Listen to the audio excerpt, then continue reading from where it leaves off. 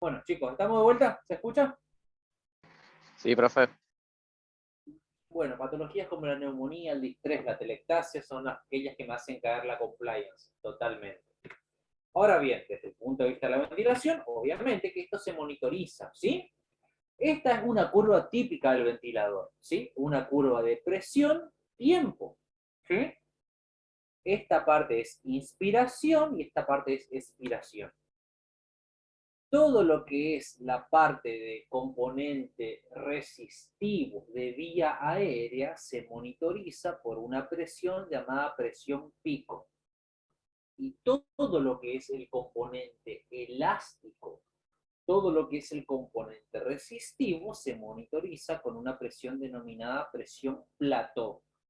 ¿Sí? Entonces, son presiones que ahora no viene a saber el caso preciso cuánto vale, pero sí sé para ustedes que son presiones en las cuales pico, plató, me marcan diferentes condiciones del paciente o condiciones obstructivas o condiciones de tipo restrictivas, dependiendo de qué es lo que yo estoy monitorizando en ese momento dado. Presión pico para la vía aérea, presión plató para todo lo que es el parénquima alveolar.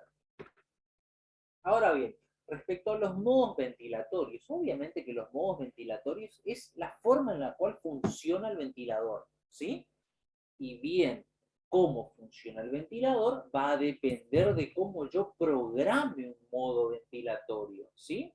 Ahora bien, hay modos en los cuales el paciente no va a hacer ningún tipo de esfuerzo, o sea, el ventilador va a coordinar y manejar la inspiración, la expiración, o sea, todo el ciclo ventilatorio, ¿sí? Esos modos son los modos de tipo controlado. Sin embargo, va a haber modos ventilatorios en los cuales esos modos van a ayudar al paciente a respirar, ventilar un poco mejor. Esos son los modos asistidos, ¿sí? Entonces, desde ese punto de vista, los modos ventilatorios se clasifican en modos controlados y modos asistidos. Los modos controlados es aquellos en los cuales el ventilador maneja todo el ciclo ventilatorio. El modo asistido es aquel modo en el cual el ventilador ayuda al esfuerzo que hace el paciente para respirar, ventilar. Ahora bien, todos los modos tienen estos componentes. Fases del ciclo, para nosotros es inspiración, expiración. Para el ventilador también va a ser así, pero va a haber algunos detalles que va a variar dependiendo de qué modo estemos hablando. Y esos detalles son variables. En todos los modos, chicos, sean controlados o asistidos, yo voy a controlar una variable y voy a monitorizar otra variable totalmente diferente, ¿sí? Entonces, modos controlados, modos asistidos, y los detalles de los modos es que cada modo tiene un ciclo, inspiración, expiración, y variables controladas o monitorizadas que intervienen en ese ciclo.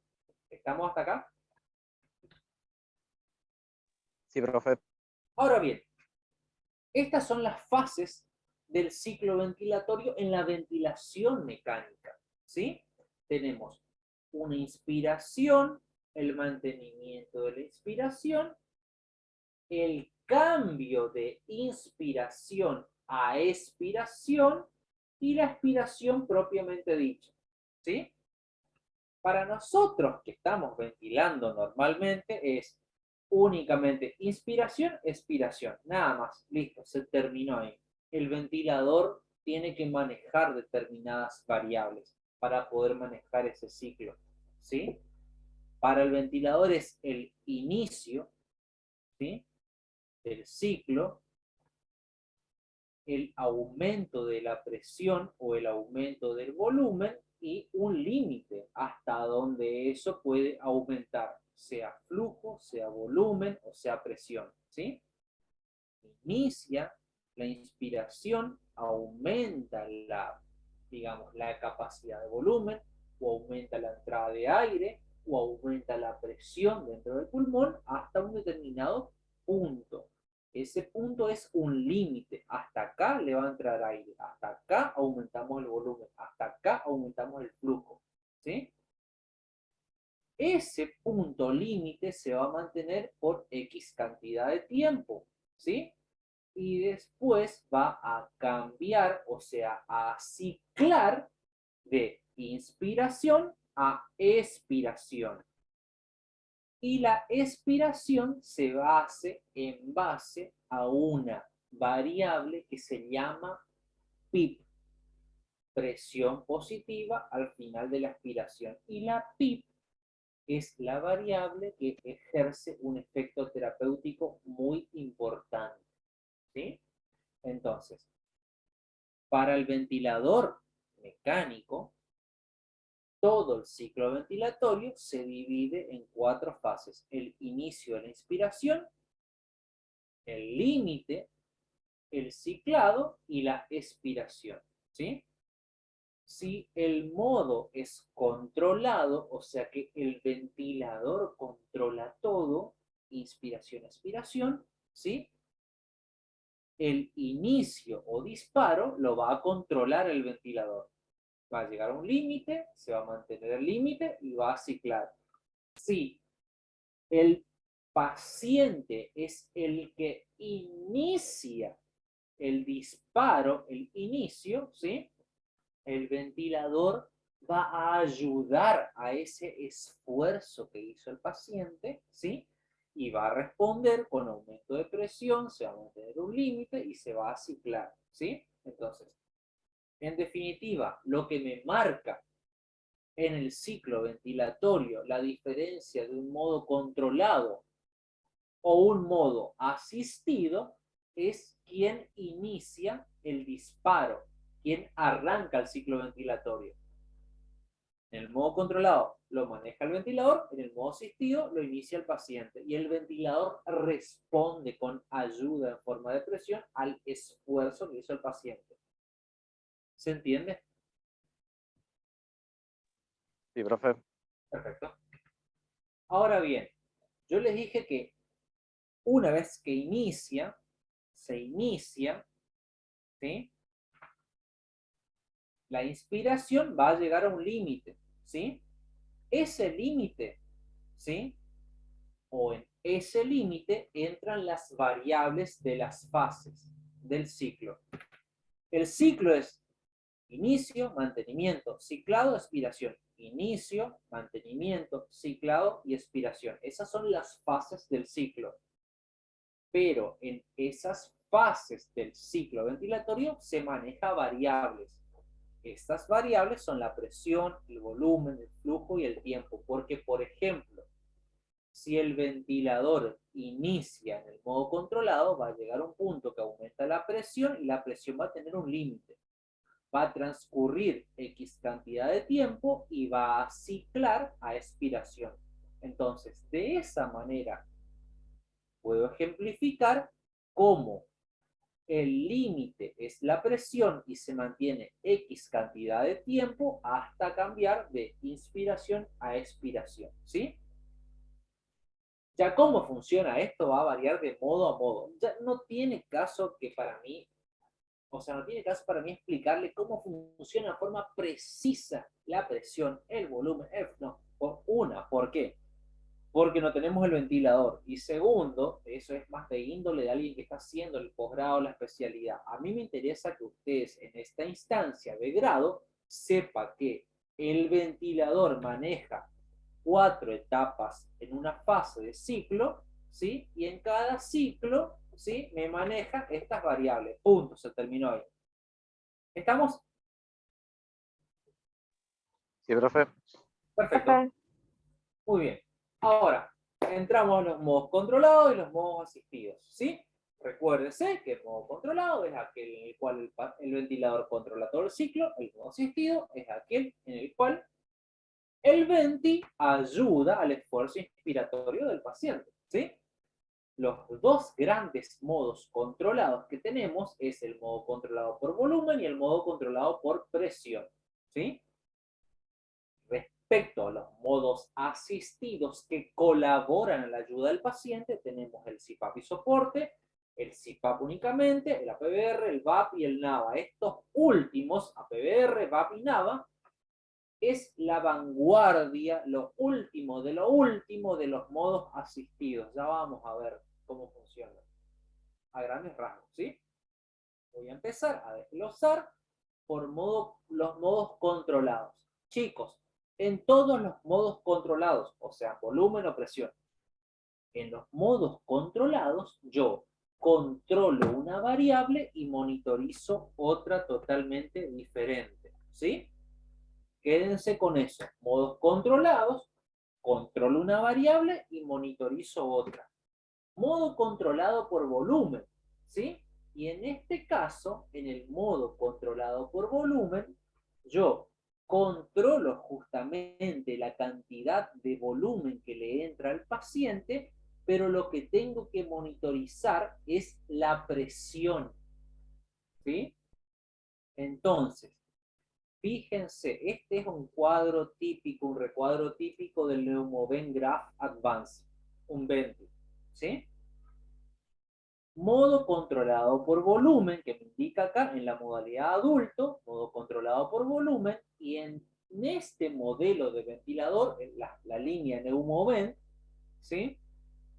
En el recuadro inferior está todo lo que yo seteo, todo lo que yo programo, y en el recuadro superior está todos los valores que el ventilador me va tirando respiración a respiración. El modo controlado por volumen, justamente, controla el volumen. Acá está la variable volumen.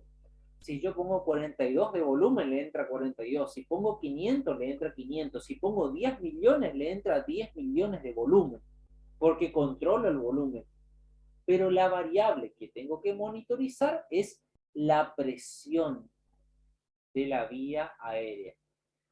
Yo les dije recién que el componente de tipo resistivo se monitorizaba por la presión pico, ¿sí? Entonces, yo controlo el volumen, ¿sí? Controlo todo lo que es volumen y monitorizo la presión de la vía aérea. En este evento, y para que ustedes sepan, chicos, tenemos los gráficos de curvas individualizadas. Tenemos la curva de presión tiempo, volumen tiempo, flujo tiempo, ¿sí? Y los loops. La curva de compliance, que yo describí anterior, y el loops de BT o volumen sobre flujo.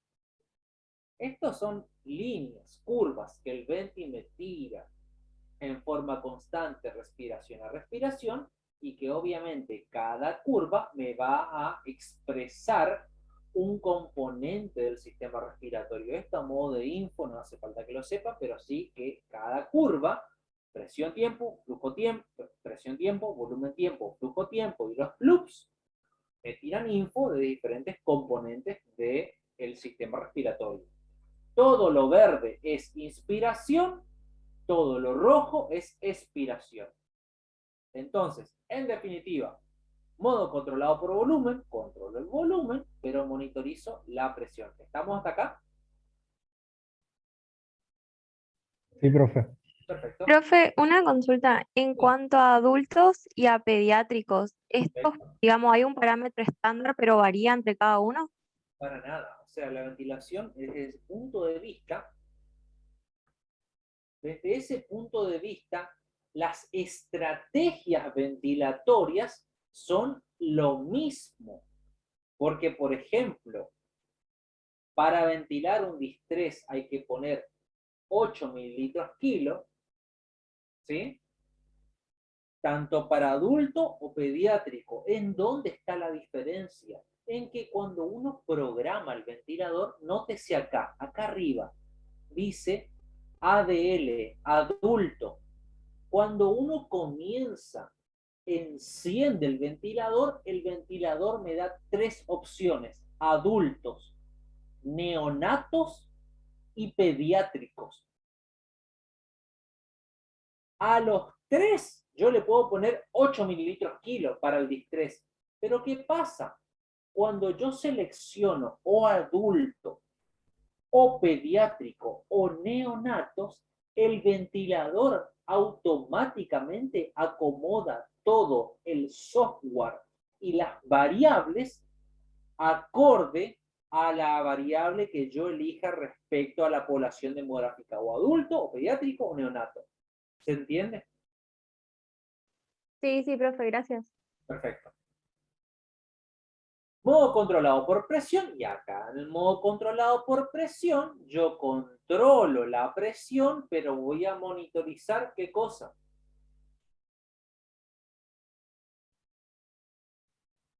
El volumen.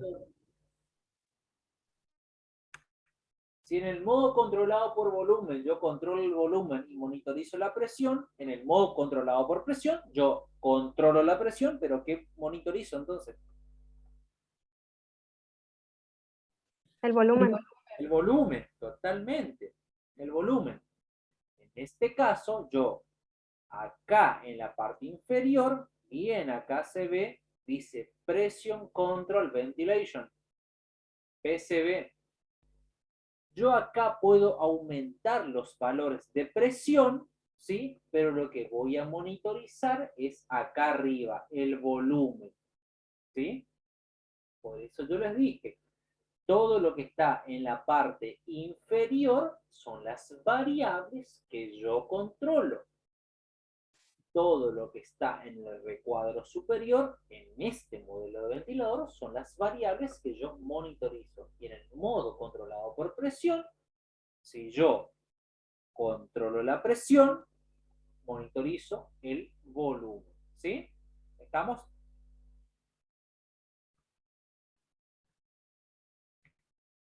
Y acá entramos en el modo asistido. ¿Sí? En el modo asistido. Y entramos en el modo CPAP y soporte. Este es el nombre que tiene, ¿sí?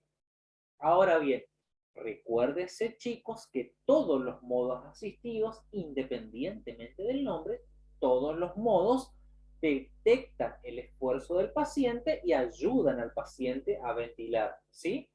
Y fíjense acá, en esta curva en particular, acá arriba. Esta es una curva de presión-tiempo. Y nótese lo siguiente. ¿Ven esta muesca negativa que se hizo acá hacia abajo? De este eje, todo para arriba es positivo. Todo para abajo es negativo. Ustedes ven acá esta pequeña curva tendiente a ir hacia lo negativo. ¿Ven ese detalle acá? Sí, profe. Sí, profe. Eso es el esfuerzo del paciente. Cuando el ventilador detecta el esfuerzo del paciente, automáticamente aumenta la cantidad de volumen producto de un aumento de la presión que le dio el ventilador. Entonces, en el modo asistido tiene que haber esa deflexión negativa. Acá se ve una, acá se ve otra, acá se ve otra.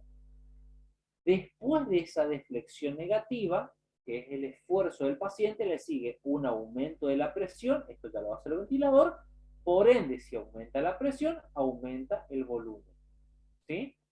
Entonces, es en estos modos asistidos en los cuales se utiliza para comenzar a sacar al paciente del ventilador. ¿Sí? Cuando nosotros intubamos, llega el paciente a la emergencia, lo suben a terapia intensiva, lo intubamos, lo ventilamos, esa primera instancia en el cual el paciente tiene que estar dormido es modo controlado. El ventilador lo controla todo.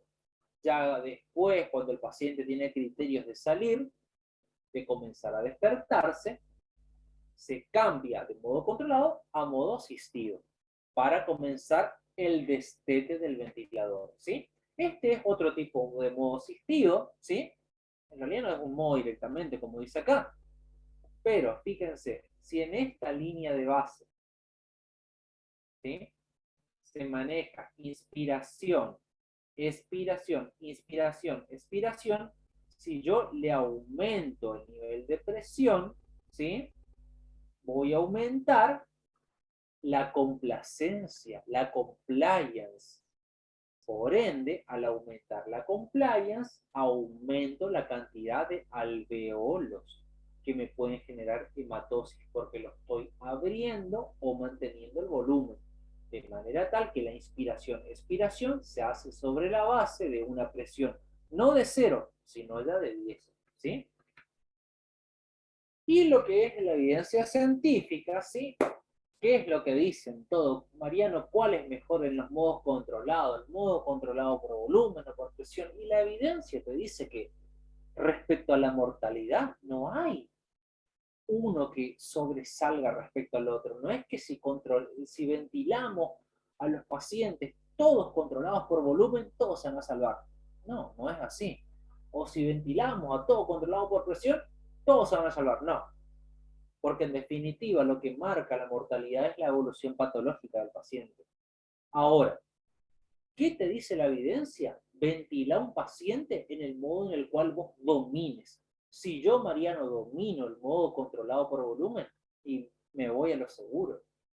Si Julito domina el modo controlado por presión, y va a meter modo controlado por presión, porque la evidencia sugiere que uno ventile a un paciente en el modo en el cual uno sea más idóneo, porque en ese modo uno va a manejar mejor las herramientas.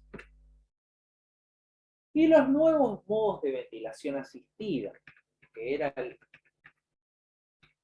el APBR, el VAP, el NAVA. A ver, históricamente existió el modo CPAP y soporte, el modo asistido en el cual reconocía el esfuerzo del paciente, ¿sí? Pero después empezaron a desarrollarse estas nuevas tecnologías en estos modos que en definitiva lo que tratan es de mejorar la ayuda en forma de presión al paciente. Se compararon muchos estudios si el APBR era mejor que el CPAP, si el VAP era mejor que el CPAP y soporte, que el NAVA, y bueno, se llegó a la conclusión de que ninguno es mejor que otro. Todos ayudan al paciente en el esfuerzo ventilatorio siempre y cuando el modo esté bien puesto en el ventilador. Si uno maneja bien las variables del modo, cualquiera de estos modos ayuda al paciente.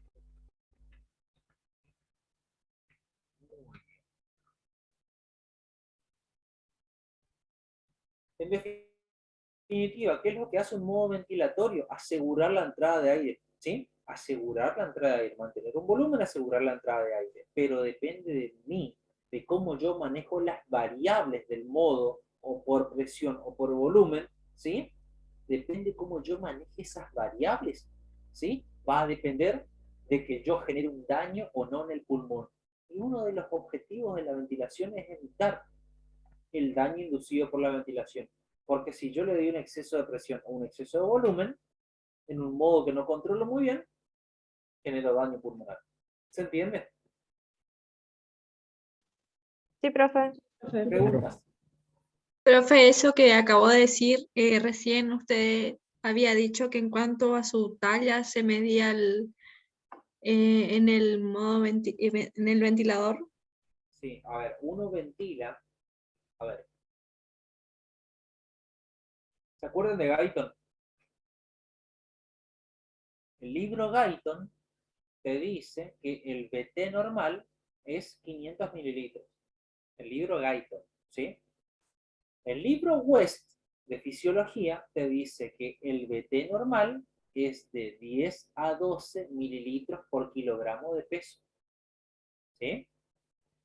Desde el punto de vista de la ventilación mecánica, es más idóneo hablar de West, programar el ventilador para que entregue 10 mililitros por kilogramo de peso, 9 mililitros por kilogramo de peso, ya dependiendo de la estrategia, ¿sí? Ahora, cuando llega un paciente, sobre todo el adulto, no hay forma de pesarlo.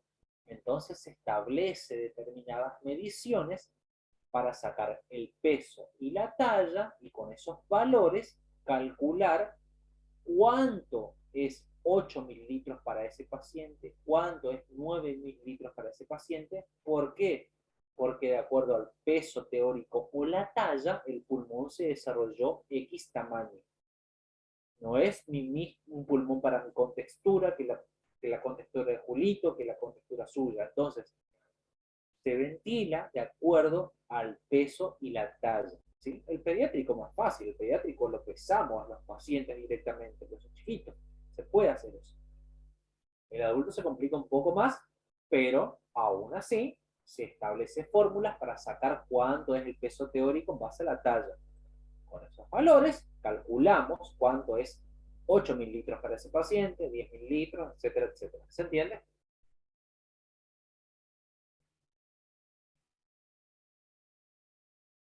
Sí, profe. Bien. ¿Preguntas? ¿Alguna otra pregunta?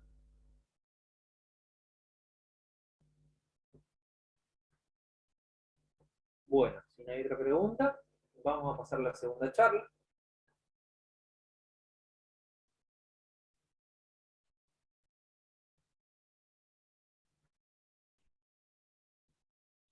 Bien, ¿se escucha? ¿Se ve?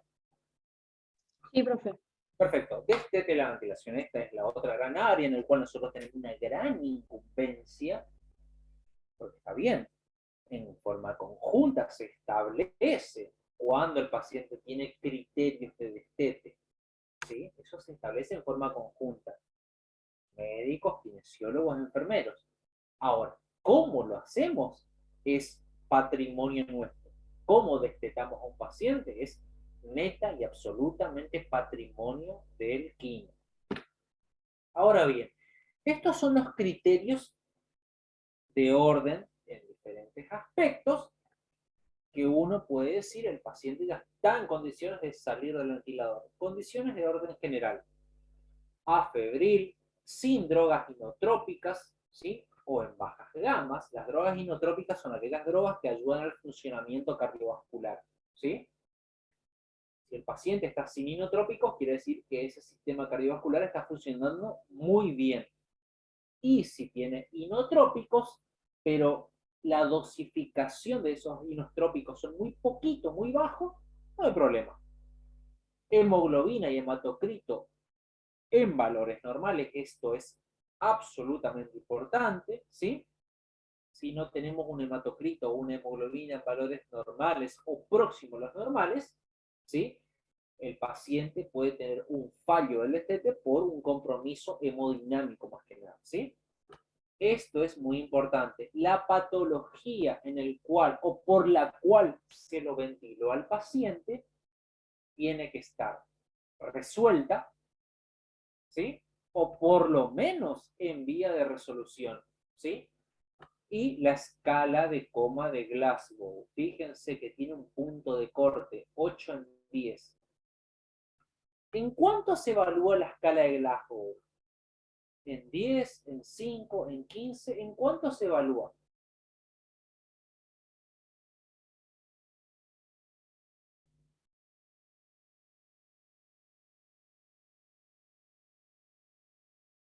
¿En 15? Y motora. ¿Cuánto?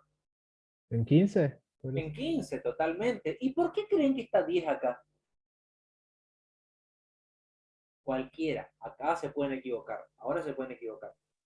Porque está inconsciente. es lo que se espera que cumpla, porque no va a llegar a la conciencia todavía.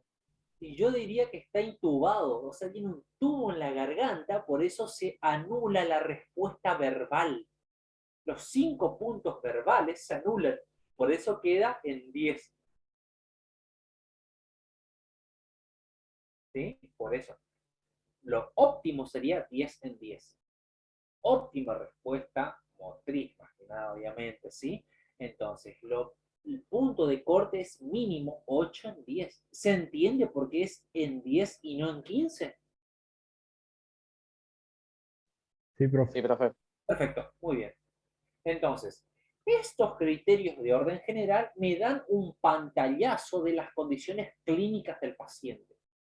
que el paciente clínicamente esté bien, ¿sí? Ahora, un poco más fino, hilando más fino, entramos a los criterios ventilatorio y respiratorio. PAFI sin criterio de distrés. ¿Saben qué es PAFI? ¿Lo escucharon alguna vez? Presión al final de la expiración. Presión alveolar al final de la inspiración. No. La PAFI es un índice que me establece qué tan oxigenado puede estar el paciente. Me relaciona la presión alveolar de oxígeno con la fracción inspirada de oxígeno. Es una ecuación. De acuerdo a esa ecuación, yo puedo establecer un criterio de diagnóstico de distrés. Entonces, ese criterio de PAFI tiene que llevarme, cuando lo mido, a que ese paciente esté sin distrés. Una radiografía sin mayores detalles patológicos. Y después tenemos los índices predictivos. Ya vamos a ver. Los índices predictivos son pequeñas pruebitas que se hacen al paciente antes de someterlo a una prueba de destete, ¿sí? Y que me sugieren que ese destete puede fallar o no. Lo que prima acá, chicos, es esto. Criterios de orden general. Porque si algo acá está mal, clínicamente el paciente no va a poder responder a la prueba y va a fallar al destete. Ahora, estas son las dos etapas.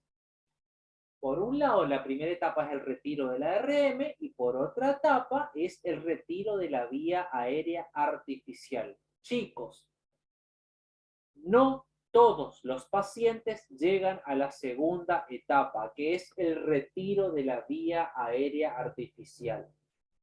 ¿Se puede sacar el venti? Sí. ¿Se puede sacar la vía aérea artificial? Ya depende de la patología. Ahora vamos a ver. Ahora bien, ¿cómo se clasifica el destete? ¿Sí?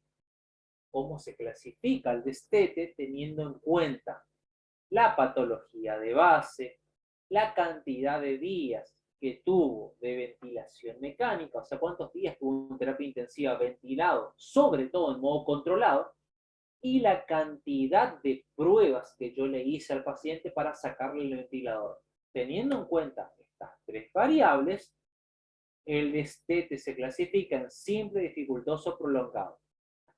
Simple es aquel destete en el cual en la primer prueba ya lo puedo sacar al paciente del ventilador y o de la vía aérea. Vía aérea artificial. El destete dificultoso es aquel en el cual yo ejecuté hasta 3 pruebas de retiro del ventilador en un margen de 7 días. Y el destete prolongado es cuando yo intenté sacar el ventilador en más de 3 ocasiones en un margen de más de 7 días. ¿Sí? Ahí ya entramos en otro contexto que es el destete muy prolongado, que ya me cambia la panorámica del destete del paciente, de la forma en que yo voy a sacar al paciente. Ahora bien, primera etapa, retiro de la ARM. Obviamente que tengo que tener los criterios generales que hablamos recién, afedril, sin inotrópicos, con buen hematocrito, hemoglobina, etcétera, etcétera. Tengo que cumplir eso sí o sí. Una vez que tengo eso, yo paso del modo controlado al modo asistido. Por ejemplo, paso del modo controlado por volumen, ¿sí? El paciente comienza a despertarse, se saca la sedación, comienza a despertarse, comienza a hacer esfuerzo para respirar, yo paso del modo controlado al modo asistido, por ejemplo, al modo CPAP y soporte, en el cual el paciente hace esfuerzo para respirar, el ventilador detecta ese esfuerzo y me responde en forma de ayuda de presión, ¿sí? Si el paciente exitosamente tolera el modo asistido, lo que sigue después es poner al paciente en un tubo en T. ¿Ven la vía aérea artificial acá? Esto es un tubo orotraqueal. El tubo en T es esto que está acá.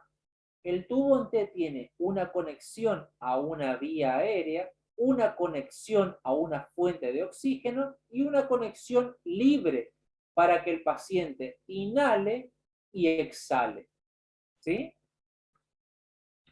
Entonces, si yo paso del modo alternativo, si para mi soporte, por ejemplo, exitosamente, ya directamente voy al tubo en T. Y se cumplió la primera etapa, que fue retirar al paciente del ARM, de la ventilación mecánica. Lo pasé del modo controlado al modo asistido al tubo en T. ¿Se entiende hasta acá? Sí, profe. Sí, profe. Bien, esta es una planilla en la cual se monitoriza el destete. Nótese que en 5, 10, 15, hasta 30 minutos yo observo tensión arterial, frecuencias cardíaca, respiratoria, temperatura, saturación del paciente, accesorios y patrón. O sea, son variables que yo las monitorizo en la cabecera del paciente. Si cualquiera de estas variables en el transcurso del tiempo aumenta mucho, quiere decir que el paciente aún no está en condiciones de destetarse. Y esta es la segunda etapa. Cuando yo llegué al tubo en T, cuando logré sacarle del ventilador y ponerle el tubo en T, ¿sí? Yo empiezo a evaluar la segunda etapa, que es el retiro de la vía aérea artificial. Y acá entran estos dos valores. Un Glasgow mínimo de 8 en 10. ¿Por qué? Porque en definitiva yo necesito que el paciente esté colaborador. ¿Sí? Pmax significa presión de los músculos expiratorios. ¿Y por qué es importante que el paciente tenga buena fuerza de músculos expiratorios? Para que el paciente pueda toser, para que el paciente pueda manejar sus secreciones, para que el paciente pueda defender la vía aérea. ¿Sí? Entonces, si tengo estos dos criterios, una vez que el paciente está en tubo en T, ¿sí? Yo evalúo la posibilidad de sacar el tubo o vía aérea artificial y ponerle a mi paciente con una canulita de oxígeno, bigotera, máscara simple, reservorio, etc. ¿Sí? Yo les dije, chicos, que no todos estos pacientes llegan a esta segunda etapa. O sea, todos cumplen esta etapa, sí,